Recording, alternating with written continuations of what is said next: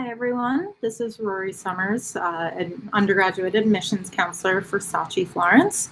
Thanks so much for attending our online webinar today. I'm going to be talking a little bit about SACI in general, with a specific focus on this upcoming spring and opportunities and admissions process for applying for this spring. So getting started, SACI is Studio Arts College International, located in Florence, Italy. We are a college for art and design, offering undergraduate opportunities for students looking to study abroad during a semester or summer, and several graduate programs available with MFA, MA, and post-bac programs. So today we're here to talk a little bit about the undergraduate program and what makes studying abroad at SACI such a special experience. SACI is located in the downtown historic center of Florence, which means that students have access to the city of Florence, which has hundreds of years of artistic history and is still a contemporary place for artists to go and create artwork. Essentially, Florence becomes your campus. Our campus is comprised of two buildings seen on the map here, which are located right in the downtown center near the Duomo. Since we are just those two buildings where all of your studios and classes are, Florence really becomes your campus. And you have the opportunity to explore and experience Florence on an everyday basis, just going to and from your classes, walking around on field trips and class visits, grocery shopping, meeting friends for coffee, and more. It's an experience like this that really separates studying abroad from visiting a place as a tourist, since you'll have time to experience lots of different aspects of Florence and find lots of hidden different places around the city that you wouldn't have time to do just visiting for a week as a tourist. We get you outside of the classroom as much as possible in order to experience these different opportunities around the city. As much as possible, our classes are meeting on site in museums or out and about in the city to explore and experience Florence. We also have opportunities for many of our classes to collaborate with different designers and museums around the city so that our students have the opportunity to work with Italian artists and have life experiences that they wouldn't be able to get out on their home campuses. Recently, some of the collaborations that we've done have been with the Academia Museum, which is where Michelangelo's David is housed, working on different promotional materials in order to enhance the visitor experience. This spring, we'll be starting with a new collaboration for the first time. It will be called Without Limits, and intended to allow students the opportunity to design activewear for an aging population. This will be a collaboration with MIT, where students in fashion and graphic design fields will have the opportunity to collaborate on an interdisciplinary project. Our conservation students work frequently with local museums, meaning that much of the work that they are doing in restoration and conservation is on artifacts and different paintings that are being protected for public consumption. So they are going into museums. And we recently had a partnership with Ferragamo as well, which was a great opportunity for our fashion and visual design students to work with the famous designer. We'll put you out and about in the museums of Florence and also take you into different artist studios so that you can witness both the history of Florence's art scene as well as the contemporary side of modern artists still working there. We also bring artists into our school spaces with rotating exhibitions in our gallery spaces, artist talk, and symposiums happening frequently throughout our academic year. Each class has a field trip component, so depending on which course you're enrolled in, you'll have the opportunity to visit lots of different places outside of Florence. For example, our sculpture class goes to the local marble quarry outside of town to see how marble is taken out of the ground and becomes sculptures. Photography classes are frequently moving out and about in the city and outside of Florence. And then, of course, there's opportunities to travel on your own on the weekends, whether that is around Italy or further into Europe. Travel throughout Italy and Europe is very easy. Our school is located just a couple of blocks away from the train station, and there is an airport in Florence. Little bit about the facilities that you'll be working in. Our campus is comprised of 2 buildings called palazzos or palaces. This is a fancy way of saying that they were mansions for the wealthy hundreds of years ago that we have transformed into our studio, classroom, library space, and more. Our main building is the Palazzo dei Cartelloni, which is rumored to have been the home of the woman who sat for Da Vinci's Mona Lisa. This is especially interesting since in the spring, Florence and other cities around Italy will be celebrating the 500th anniversary of Da Vinci's death. And so our students have the opportunity to spend the spring in studio spaces and in library spaces in a building that is very closely linked with Da Vinci.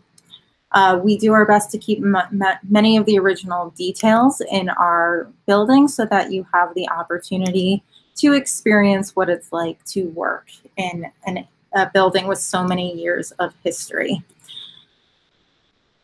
Outdoor spaces are pretty ubiquitous in Italian culture, and so we utilize our outdoor space as much as possible, especially with welcoming parties and receptions and farewell receptions at the end of the semester. Throughout the building are our dark rooms, our studio spaces, conservation laboratories, and more. And on the ground floor is a gallery space where students have the opportunity to see rotating exhibitions by different artists coming into the school, whether they're from Florence, Italy, Europe, or international. At the end of each term, students also have the opportunity to showcase their work, their final work in this gallery space. Our second building is the Palazzo Jules Madoff. It's our newest building, named after our founder, Jules Madoff. It is home to many of our graduate studio spaces, but also home to some of the undergraduate classes, such as fresco painting. Again, this is a very historic building, offers the opportunity for a gallery space on the first floor, as well as a garden space out back. Lastly, students have the opportunity to take many of our craft classes in a building called the Fuji Studios, which is in the same area as the other 2 buildings. It is a beautiful space that SACI has the opportunity to have many of our batiks, serigraphy, weaving, and jewelry making classes in. So to quickly run through the different courses that we offer during the spring, in 2D studio area, we offer painting and drawing, etching, and fresco painting. Art history, conservation, and museology are fantastic classes to take. We offer everything from the Renaissance art history classes to contemporary art history classes, and they are the classes that spend the most time outside of the classroom and traveling to different places around Italy as part of the program. You also have the opportunity to take courses in conservation, as well as museology and a museology internship, and archaeological conservation. In our craft area, we offer a wide variety of classes, including batik and serigraphy, book arts, jewelry making, and weaving. 3D studio classes are comprised of our sculpture and ceramics classes. These take place in our outdoor space, so there's a lovely opportunity to enjoy the great weather that Florence has to offer during the spring. All of these classes are offered at varying levels, but our advanced sculpture class has the opportunity to work with marble. Our design area is our fastest growing area and offers many opportunities for students to participate in those collaborations that I mentioned earlier. We offer classes in Italian fashion design, as well as other areas of visual design, including illustration, infographics, typography, architectural design, interior design, illustration, digital media, and more. In our multidisciplinary area, we offer opportunities for students to take classes such as the Body Archives, looking at the intersection of Renaissance theories of the body with artwork, Art, Mind, and Diversity, looking at the effect of art on diverse communities, and installation and performance art. In our photography area, we try to offer a diverse course opportunity, including black and white, digital and color, as well as video and animation. Unfortunately, our animation class is only offered during the fall, so it would not be an opportunity for you to take during the spring. And then interactive multimedia. Lastly, we offer areas in language and culture. All of our classes are taught in English, so there's no need to have any Italian language skills prior to attending SACI, but we do offer Italian language as an option at all levels, beginning, intermediate, and advanced, as well as a course in in the history of Italian cinema and creative writing. What's really sets study abroad apart from just visiting anywhere as a tourist is the opportunity to connect with the local community. We really want you to have the opportunity to make Florence your home. And so we begin by placing you in apartments throughout the downtown area of Florence. You'll live in an apartment with other SACI students, but we typically only have one SACI apartment in a greater building, which means that everybody living in your neighboring apartments will be local families. The apartments that you live in will be fully equipped with kitchens as well as a washer. We don't have a meal plan, so students will be grocery shopping and cooking for themselves. We offer students the option to live in single or double rooms, and apartments vary from 2 to 5 students in an apartment. As I mentioned, you'll be grocery shopping for yourself and cooking for yourselves, which means that there's plenty of opportunities to enjoy the fresh markets of Florence and also the delicious food in restaurants in Florence, and of course, gelato. Once you are able to identify what restaurants are more local and less touristy, you'll be able to really enjoy a wide variety of delicious local foods for small costs, as well as begin honing your Italian cooking skills. The school is located a couple of blocks away from the Central Market, where students will have the opportunity to enjoy fresh produce and fresh meats on an almost daily basis.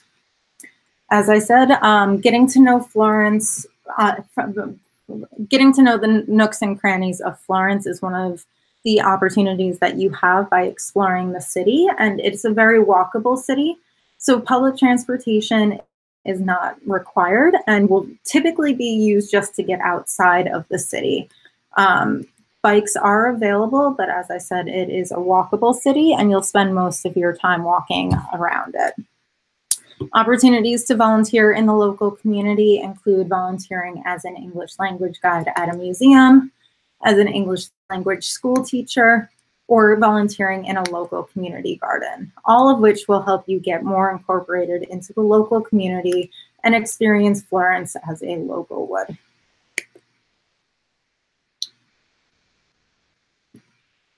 We're focusing mostly on the spring semester, but we do offer summer programs both in Florence and Venice. This summer, we will be running our special Art Biennale program in Venice. It's a 4-week program in Venice during the month of July that focuses on the Art Biennale Festival. Students enroll in 2 courses, one in photography and the other in contemporary art, and have the opportunity to explore both Venice and the Biennale. We've recently been able to offer the opportunity for any of our alumni to showcase at our New York gallery. We recently opened a gallery in the Chelsea district of New York, and any students who complete our program will have the opportunity to submit a proposal for an exhibition in the future. We also have MFA, MA, and post-bac programs. These programs are located in Florence, are degree granting, and are anywhere from 1 to 2 years. So if you are thinking a little bit further down the road, you can find more information about the graduate programs on our website. To talk a little bit about how to apply, our application process is very simple. For the spring, there are 2 main deadlines to think about. Upcoming first is going to be our October 15th deadline, which is also our scholarship deadline. The final deadline to apply for spring is going to be November 15th. We work on rolling admissions, so the earlier you apply, the earlier you'll receive an admissions decision. So there's no need to wait for either of the final deadlines. In order to apply, you'll fill out our online application and then submit your transcript and assigned study abroad advisor form. We only require that you have a 2.75 GPA. There are no portfolio requirements unless you are looking to get into an advanced class. That's it for the regular application. In order to apply for scholarships, you'll need to have finished all of those application requirements before October 15th, and then submit additional scholarship requirements. The scholarship requirements are going to be a portfolio, a copy of your student aid report from your FAFSA, and a 1-page essay. We offer both need and merit-based scholarships in varying amounts, and you can find more information about each of the scholarships on our website. However, when you do apply for scholarships, you are applying for all of the scholarships that we have available and not just a particular scholarship. If you have any questions, please feel free to email them directly to the admissions email address here or to me. You should have my email address since I did send out the link for this webinar earlier today. So if you have any questions, you can feel free to email those directly to me. I am happy to answer questions if anybody happens to have any of them in our chat, which I will spend a few minutes hanging out and seeing if any of those questions pop up. But if there are no questions that happen to come up, I just want to say thank you for attending this webinar, and I hope that I was able to give you more information about SACI and help you get to know a little bit more about our program for the spring.